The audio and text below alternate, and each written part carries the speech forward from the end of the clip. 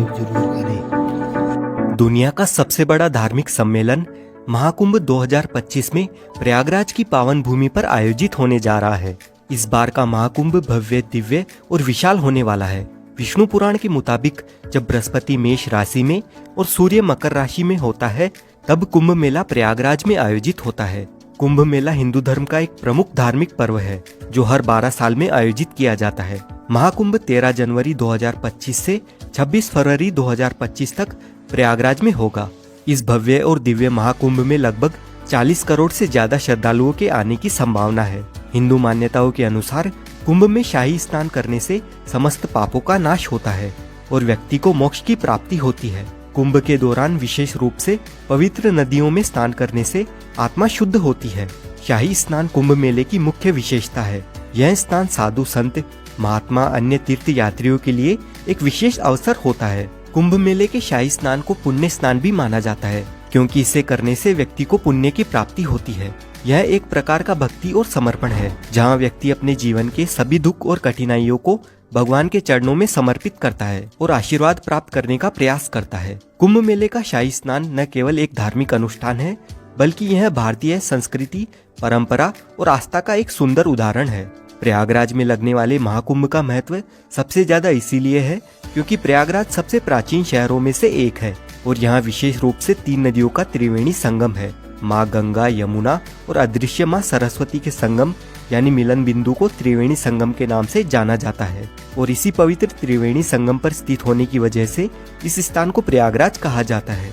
पौराणिक ग्रंथों के अनुसार प्रयागराज तीर्थराज है, यानी सभी तीर्थों का राजा। प्रयागराज में प्रतिवर्ष माघ मेला, हर 6 वर्ष में अर्ध कुंभ मेला और हर 12 साल में महाकुंभ का आयोजन होता है। तो दोस्तों, अगर आप भी 2025 के महाकुंभ में आना चाहते हैं तो आपको इस वीडियो में महाकुंभ के बारे में संपूर्ण जानकारी मिलेगी। जैसे आप प्रयागराज महाकुंभ 2025 में कैसे आ सकते हैं, महाकुंभ में रहने की और खाने पीने की क्या क्या सुविधा उपलब्ध रहेगी, एकदम सस्ते में आप कहां पर रुक सकते हैं और टेंट बुकिंग कैसे कर सकते हैं। साथ ही महाकुंभ के अलावा प्रयागराज में आप एक दिन में कहां कहां पर घूम सकते हैं, शाही स्नान की तिथियां कौन सी है और महाकुंभ में घूमने का कितना खर्चा आएगा, ऐसी कंप्लीट इन्फॉर्मेशन आपको इस वीडियो में मिलेगी। तो वीडियो को अंत तक जरूर देखिए ताकि आपको महाकुंभ 2025 की सारी जानकारी समझने में आसानी रहे। और इसके साथ ही वीडियो को लाइक और चैनल को भी सब्सक्राइब कर लीजिए, क्योंकि ऐसे ही टूर गाइड वीडियोस और महाकुंभ 2025 से रिलेटेड वीडियोस आपको इस चैनल पर देखने को मिलते रहेंगे। इस बार का ये महाकुंभ 45 दिन तक चलने वाला है, यानी कि हर दिन यहाँ पर आपको 3 से 4 करोड़ लोग देखने को मिल सकते हैं। और इतने सारे श्रद्धालुओं के लिए महाकुंभ मेला क्षेत्र को 25 अलग अलग सेक्टर्स में बांटा गया है और इतने सारे लोग एक ही जगह पर गंगा स्नान तो नहीं कर पाएंगे, इसलिए 7 पक्के स्नान घाट भी बनाए गए हैं। और साथ ही कुंभ मेले का क्षेत्रफल 3200 हेक्टेयर से बढ़ाकर 4000 हेक्टेयर किया गया है, जहां पर कल्पवासियों के लिए तंबू बने हुए हैं और यहां पर मेले के दौरान कई कथावाचक मौजूद होंगे जो कि कथा करेंगे। उनके लिए पंडाल बने हुए रहेंगे, लोगों के खाने पीने, सोने और शौचालय की व्यवस्था भी रहेगी और बहुत सारी चीजों की फ्री सेवा रहेगी। अगर अभी भी आपको लग रहा है कि यह कोई छोटा मोटा कुंभ है, तो आप इसका अंदाजा इस बात से लगा सकते हैं कि इस महाकुंभ को हैंडल करने के लिए यानी सिक्योरिटी देने के लिए 37,611 पुलिसकर्मी रहेंगे और इस पूरे संगम को साफ सुथरा रखने के लिए 22,000 से ज्यादा सुरक्षा कर्मचारी होंगे। इसके अलावा कई एनजीओ अपनी सेवा प्रदान करेंगे और इस पार से उस पार आने जाने के लिए गंगा यमुना की जलधारा पर 30 पीपा पुल का निर्माण हुआ है, जिसे पांटुल पुल कहा जाता है। यह मेला न केवल भारत के लिए बल्कि विदेशों से आने वाले लोगों के लिए भी एक महत्वपूर्ण अवसर है। ऐसे में प्रशासन ने इस भव्य आयोजन को सफल और सुरक्षित बनाने के लिए व्यापक तैयारियां की है। मेले में आने वाले श्रद्धालुओं के लिए यात्रा की व्यवस्था को सुचारू बनाने के लिए अलग अलग रास्ते निर्धारित किए गए हैं। प्रयागराज शहर के चारों ओर यातायात का प्रबंधन इस तरह से किया गया है कि लोगों को किसी भी तरह की समस्या का सामना नहीं करना पड़ेगा। प्रशासन ने शहर के अलग अलग हिस्सों में पार्किंग की व्यवस्था भी की है ताकि श्रद्धालु अपनी गाड़ियों को सुरक्षित स्थान पर रख सके। विशेष रूप से पीक डेज यानी शाही स्नान वाले दिनों में जब सबसे ज्यादा भीड़ रहेगी, तब श्रद्धालुओं को केवल 1 से 5 किलोमीटर तक पैदल चलना होगा और बाकी अन्य दिनों में आपको सिर्फ 1 किलोमीटर से ज्यादा पैदल नहीं चलना पड़ेगा। और सिर्फ महाकुंभ में आने वाले लोगों के लिए पूरे देश भर से 3000 से स्पेशल ट्रेन सहित 13000 से ज्यादा ट्रेन चलाई जाएगी। और ट्रेन के साथ ही प्रयागराज में 7000 बस भी महाकुंभ के लिए चलेगी। इससे कुंभ में आने जाने के लिए आपको कोई भी समस्या नहीं आएगी। अब बात कर लेते हैं प्रयागराज कैसे पहुंचा जाए। देखिए, प्रयागराज में काफी सारे रेलवे स्टेशंस बने हुए हैं, जैसे Prayagraj junction, Prayagraj Rambagh, Prayag Sangam, Naini junction, Prayag Chheoki junction, Daraganj, Subedarganj, Bamrauli, Phaphamau junction और झूसी। अगर आपके यहाँ से इन रेलवे स्टेशंस तक ट्रेन आती है तो आप इनमें से कहीं पर भी आ सकते हैं, जो कि त्रिवेणी संगम से 7 से 8 किलोमीटर के डिस्टेंस पर ही है।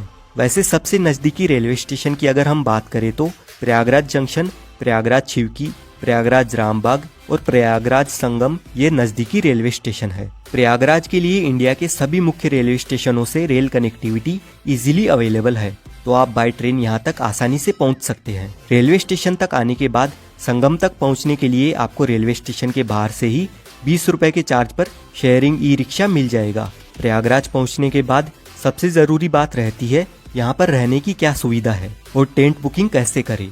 तो अगर आप टेंट बुकिंग करना चाहते हैं तो आप ऑनलाइन इन 6 में से किसी भी एक वेबसाइट पर जाकर बुकिंग कर सकते हैं। सिर्फ इन 6 कंपनियों को ही यूपी सरकार की ओर से महाकुंभ में टेंट लगाने का टेंडर मिला है, तो आप गूगल पर किसी भी अन्य वेबसाइट से टेंट बुक ना करें। इसके अलावा आप अपनी सुविधा के अनुसार IRCTC के टेंट भी बुक कर सकते हैं। इन टेंट सिटी में टेंट बुकिंग के लिए आपको एक से बढ़कर एक पैकेज मिल जाएंगे। अगर आपका बजट अच्छा खासा है तो आप कोई भी पैकेज सिलेक्ट कर सकते हैं, जिसमें आपको रेलवे स्टेशन से या एयरपोर्ट से पिकअप और ड्रॉप की फैसिलिटीज के साथ ही लंच डिनर तक की फैसिलिटीज भी मिल जाती है। लेकिन इन टेंट के चार्जेस की शुरुआत एक दिन के लिए 10,000 रुपए से लेकर 80-90 हजार रुपए तक है, जिनमें सेमी डिलक्स, डिलक्स और लग्जरी डिलक्स कॉटेजेस शामिल है। और वहीं डॉर्मेट्री के लिए 1500 रुपए पर पर्सन के चार्जेस हैं, सिर्फ एक दिन के लिए। अधिक जानकारी के लिए आप कुंभ की इस ऑफिशियल वेबसाइट पर जाकर चेक कर लीजिए। वहीं अगर आप होटल में रुकने का प्लान बनाते हैं तो गूगल पर अलग अलग वेबसाइट है, जहां से आप ऑनलाइन होटल बुकिंग भी कर सकते हैं। अगर आपका बजट टेंट या महंगी होटल बुक करने का नहीं है तो प्रयागराज में काफी सारी सस्ती और अच्छी धर्मशालाएं भी बनी हुई है। इनमें भी आप अपने रहने की सुविधा का बंदोबस्त कर सकते हैं और ये धर्मशालाएं संगम के नजदीक में ही स्थित है, तो आपको और भी सुविधा मिल जाएगी। और अगर आपका बजट बिल्कुल भी नहीं है या आपको रूम अवेलेबल नहीं मिलता है तो आप बिल्कुल भी निराश ना रहे। यहाँ पर प्रशासन की ओर से महाकुंभ में अलग अलग जगहों पर रेन बसेरा शिविर की सुविधा भी उपलब्ध रहती है, जहाँ पर आप सिर्फ अपना आधार कार्ड दिखा करके बिल्कुल निशुल्क फ्री में आराम से रह सकते हैं। और अगर आप मेला परिसर में टेंट में रहना चाहते हैं और कल्पवास करना चाहते हैं तो आप यहाँ डायरेक्ट पहुंचकर किसी पंडित से जिन्होंने यहाँ पर टेंट लगाया है उनसे बात कर सकते हैं, और जो भी वह अमाउंट मांगेंगे अगर आपके बजट में हो तो आप उस हिसाब से अपना बंदोबस्त कर सकते हैं। बस आप कोशिश करें कि संगम के आसपास ही टेंट बुकिंग करें या होटल बुकिंग करें। और अगर त्रिवेणी संगम के पास आपकी टेंट बुकिंग नहीं हो पाती है तो आप होटल सिर्फ रामबाग या रेलवे स्टेशन रोड पर ही लेना, क्योंकि जितनी भी टूरिस्ट प्लेसेस है वो सभी रामबाग से 2 से 4 किलोमीटर के डिस्टेंस पर ही स्थित है। और यहाँ पर आपको सिर्फ 1000 से 2000 रुपए तक बढ़िया होटल मिल जाएगा। अब कुंभ मेले की महत्वपूर्ण तिथियों की बात करें तो 2025 में होने वाले महाकुंभ का आयोजन अत्यधिक भव्य और ऐतिहासिक होने वाला है। महाकुंभ जो भारत का सबसे बड़ा धार्मिक आयोजन माना जाता है, जिसमें करोड़ों श्रद्धालु देश विदेश से स्नान करने आते हैं और मोक्ष तथा पुण्य की डुबकी लगाते हैं। इस महापर्व में आस्था की डुबकी लगाने का हर एक स्नान विशेष महत्व रखता है, क्योंकि इन्हें धार्मिक दृष्टिकोण से बहुत ही पवित्र और लाभकारी माना गया है। जैसा कि हम सभी जानते हैं, महाकुंभ में स्नान की तिथियां ज्योतिष्य और धार्मिक मान्यताओं के आधार पर तय की जाती है और हर एक स्नान के पीछे एक धार्मिक मान्यता जुड़ी हुई है। पौष पूर्णिमा 13 जनवरी 2025 को महाकुंभ का आगाज होगा। अगले दिन मकर संक्रांति 14 जनवरी 2025 को होने वाला यह स्नान महाकुंभ का पहला प्रमुख स्नान माना जाता है। इस दिन गंगा, यमुना और सरस्वती के संगम में स्नान करना अत्यधिक पुण्यकारी होगा। फिर मौनी अमावस्या यानी 29 जनवरी 2025 को महाकुंभ का सबसे महत्वपूर्ण स्नान है। इस दिन गंगा, यमुना और सरस्वती के संगम में स्नान करना अत्यधिक पुण्यकारी होगा, जब सबसे ज्यादा श्रद्धालु पवित्र संगम में डुबकी लगाते हैं और मौन रहकर इस दिन स्नान करने से कहते हैं कि मानसिक शांति और मोक्ष की प्राप्ति होती है। उसके बाद 3 फरवरी 2025 को होगा बसंत पंचमी का दिन, और इस दिन का स्नान खास तौर पर ज्ञान और बुद्धि की देवी माँ सरस्वती को समर्पित होता है। वहीं माघ पूर्णिमा 12 फरवरी 2025 के दिन संगम में स्नान करने पर व्यक्ति को जीवन में पूर्णता और शांति की प्राप्ति मिलने वाली है। आखिर में महाशिवरात्रि का पर्व 26 फरवरी 2025 को होगा और ये दिन भगवान शिव की आराधना के लिए बहुत ही महत्वपूर्ण माना जाता है और इसी स्नान के साथ कुंभ का समापन भी हो जाएगा। एक बात का आप ध्यान रखें कि जब भी जिस दिन शाही स्नान होता है उससे एक दिन पहले सारे प्राइवेट और पब्लिक व्हीकल की एंट्री बंद हो जाती है। तो अगर आप शाही स्नान के पर्व पर कुंभ में आना चाहते हैं तो ध्यान रखिएगा कि आपको एटलीस्ट किसी भी एक शाही स्नान के दिन से 2 दिन पहले पहुंचना होगा। सपोज अगर आप 14 जनवरी को स्नान करना चाहते हैं तो आप एटलीस्ट 12 जनवरी को मॉर्निंग में या आफ्टरनून तक यहाँ पर पहुँच जाए, ताकि आप अपने व्हीकल से या पब्लिक व्हीकल से महाकुंभ मेला परिसर तक पहुँच सके। अब आपको कुंभ की विशेष तिथियों और स्नान पर्व के बारे में तो पता चल गया, लेकिन ये कुंभ लगाया क्यों जाता है, इसके पीछे की कहानी क्या है, आइए जानते हैं। हमारे देश की आबादी इस समय 140 करोड़ है, लेकिन जरा अंदाजा लगाइए कि आज से 200 साल पहले कितने लोग कुंभ में आते थे। साल 1796 के कुंभ मेले में 25 लाख लोगों ने संगम में डुबकी लगाई थी। उस समय इलाहाबाद पर अंग्रेजों का कब्जा था और इस मेले में आई भीड़ को देखने के बाद अंग्रेजों ने प्रयागराज में डुबकी लगाने पर टैक्स लगा दिया था। ईस्ट इंडिया कंपनी के रिकॉर्ड में हमें पता चलता है कि साल 1806 में कंपनी ने हर व्यक्ति पर 1 रुपए का टैक्स लगा दिया था और उस समय 1 रुपए में एक आदमी के पूरे महीने का जीने का खर्चा चल जाता था। पौराणिक कथाओं के अनुसार ऐसा माना जाता है कि ऋषि दुर्वासा ने सभी देवी देवताओं को श्राप दे दिया था। इससे देवताओं की शक्तियाँ चली गई। देवताओं की कमजोरी का फायदा उठाकर राक्षसों ने स्वर्गलोक पर कब्जा कर लिया। फिर जब ब्रह्मा जी के पास देवताओं ने मदद की गुहार लगाई तो ब्रह्मा जी ने अमृत पान करके अपनी शक्तियों को वापस पाने की सलाह दी, लेकिन यह काम करने में मुश्किल यह थी कि उसे पाने के लिए देवताओं को राक्षसों की मदद लेनी थी। फिर देवताओं ने भी यही किया। उन्होंने राक्षसों से मदद लेकर बदले में आधे अमृत को देने की बात कही और सभी राक्षस इस डील को मान गए और फिर होती है अमृत की खोज में समुद्र मंथन की शुरुआत। बड़ी मेहनत के बाद समुद्र मंथन से अमृत की प्राप्ति हुई, लेकिन जैसे ही अमृत निकला देवता और राक्षस दोनों में अमृत को पूरा हड़पने की होड़ मच गई। इसके बाद देवता राक्षसों की आंखों में धूल झोंककर अमृत पाने में कामयाब हो गए और वह अमृत लेकर दौड़ पड़े। राक्षसों ने भी हार नहीं मानी और पूरे 12 दिनों तक उनका पीछा किया। इसी भागने भगाने में कलश से 4 अमृत की बूंदें स्वर्ग से धरती पर गिर गई।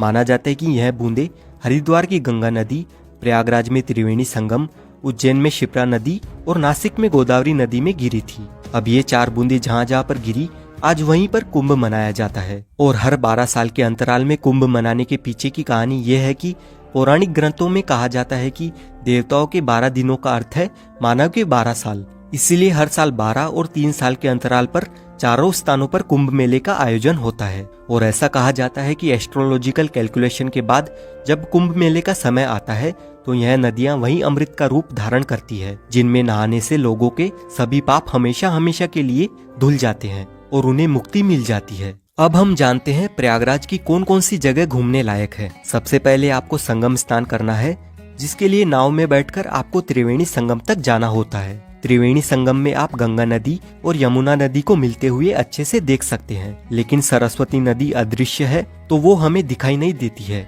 संगम में स्नान करने के बाद आप आ जाए इस अकबर के किले में। इस किले के अंदर है ये अक्षयवट, जो कि इतना प्राचीन है कि 4 युगों से भगवान विष्णु से लेकर 5 पांडव यहाँ तक आ चुके हैं। यहीं पर पातालपुरी मंदिर बना हुआ है, जिसका इतिहास काफी रोचक है और यहाँ से पास में ही श्री बड़े हनुमान जी का मंदिर है। इस मंदिर में हनुमान जी लेटी हुई मुद्रा में अपने भक्तों को दर्शन देते हैं और इस मंदिर का इतिहास भी काफी प्राचीन है। लेटे हुए हनुमान जी के दर्शन करने के बाद यहाँ से 200 मीटर दूर आप आ जाइए आदिशंकर विमान मंडपम मंदिर में। ये मंदिर प्रयागराज का प्रसिद्ध मंदिर है। द्रविड़ संस्कृति में मंडप यानी मंदिर का प्रवेश द्वार होता है, जो कि स्तंभों पर टिका होता है। जैसे ये मंदिर 16 खंभों पर टिका हुआ है और मंदिर के ऊपर का गुंबद विमान कहलाता है, इसीलिए इस मंदिर का नाम है आदिशंकर विमान मंडपम। और इस मंदिर में हमें काफी सारे देवी देवताओं के दर्शन मिलते हैं। संगम पर सभी मुख्य प्लेसेस घूमने के बाद आप आ जाइए अलोपी देवी मंदिर में। माँ अलोपी देवी मंदिर 51 शक्तिपीठों में से एक है और यहाँ पर माता सती के दाहिने हाथ का पंजा कटकर गिरा था। यहाँ से अब हम जाएंगे भारद्वाज पार्क और उनके आश्रम में। लेकिन वहाँ जाने से पहले दोस्तों, अगर आप लंच करना चाहेंगे तो प्रयागराज में काफी सारे रेस्टोरेंट्स मिल जाएंगे, तो आप यहाँ पर लंच, डिनर और ब्रेकफास्ट कर सकते हैं। अब दोस्तों, भारद्वाज आश्रम के आसपास ही बाकी की टूरिस्ट प्लेसेस मौजूद है और सबसे पहले हम जाएंगे भारद्वाज पार्क। यहाँ पर आपको भारद्वाज मुनि की बड़ी सी मूर्ति देखने को मिलती है और साथ ही इस पार्क में हमें भारद्वाज आश्रम की छोटी सी झलक भी दिखाई देती है। और यहीं से 250 मीटर दूर भारद्वाज आश्रम स्थित है। अपने वनवास के दौरान श्री राम जी सबसे पहले यहाँ पर आए थे। भारद्वाज मुनि का ये आश्रम त्रेता युग का है और कहा जाता है कि कुंभ मेले के प्रवर्तक भी भारद्वाज मुनि ही थे। भारद्वाज आश्रम के पास में ही आनंद भवन बना हुआ है। यहाँ की एंट्री टिकट 30 रुपए और 100 रुपए की है। इस भवन में आपको पुराने जमाने की काफी सारी एंटिक चीजें देखने को मिलती है। इस भवन में जवाहरलाल नेहरू, इंदिरा गांधी, महात्मा गांधी जी रहा करते थे, तो उनकी काफी सारी यादें यहाँ पर संजोकर रखी हुई है।